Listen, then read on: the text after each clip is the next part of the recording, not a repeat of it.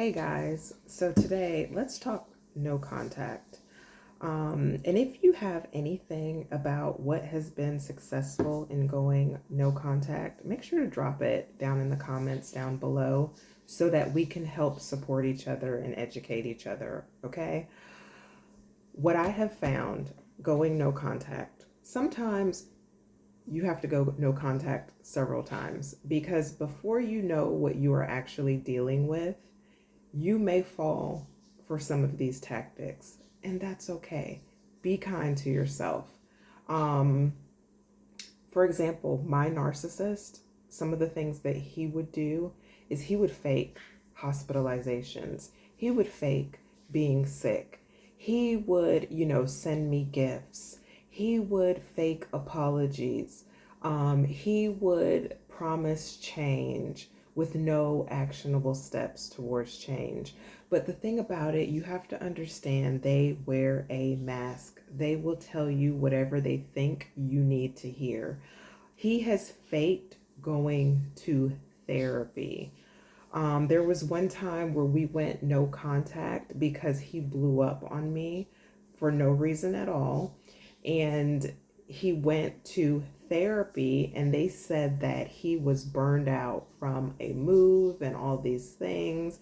And his therapist told him to set boundaries and take it easy. And the thing about it, I'm not in the business of trying to find out whether you are lying or not, or following you or going behind you or what have you. What I pay attention to is how you treat me, and what the cycles look like. So how I knew that he was lying or that he was taking me through narcissistic cycles is that it would happen over and over and over again, right? We would go from me saying no or standing firm in what I wanted, not being controlled, to the rage. Then from the rage to the no contact. Then from the no contact, his fake apologies, him sending me gifts, all of the hoovering tactics. And then when I would go back, the cycle would start all over again with his foolishness and him acting crazy and all of that good stuff. So I wanted to get on here and share some of the things that have worked for me in staying no contact. One thing that I have realized, and I love to say how I'm feeling. I love that. But I have noticed that with a narcissist, it does not matter whether you give them good energy or bad energy. As long as you're giving them energy to feed their supply, it's all fair game to them. So instead of going to him with what I would like to say, I got me a handy journal, okay? So I write everything down in my journal that I would like to say to him instead of going to him. I am not falling for his tactics anymore. Another thing that I have done is obviously blocked him on all medias, meaning he is blocked on social media, he is blocked on my phone, he is blocked in email. I removed him from Zelle, so you cannot send me anything. And if anything pops up to my house, denied. I am sending UPS with that box back to wherever it came from because I don't want it. I don't want anything to deal with him at all. Because when you accept anything from a narcissist, they take it as, okay, I have wiggled my way back into her life. I'm not sending any of those messages at all. Another thing that I have done is I have learned to lean into my passions and my hobbies. Okay, so I'm pulling my energy off of him and I'm starting to do things that fill my cup up. I'm not going to be worried about him, and I'm not going to live in fear because of his craziness either. So another thing that I would also recommend is take safety measures based off of your situation. Like for me, for example, I've installed security cameras around my house because once you give me that inkling that I don't know what you are capable of, you've already crossed several boundaries by me saying no and you pop up anyways. Okay, I'm going to take precautions. I have cameras installed.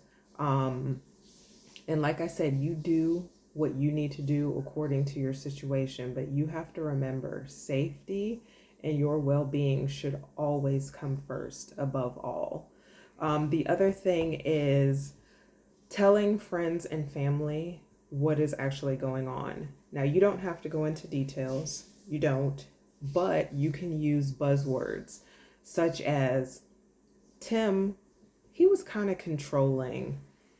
Tim had anger issues, because those words they will always remember. If you have someone at work, you always have that protective peer at work or coworker that is always keeping an eye out. You can go to that person and you can say, you know what? I noticed that there was a car circling the parking lot, and I just want to make sure everybody's okay. So can you keep an extra eye out? That person will always be the eyes and ears at work.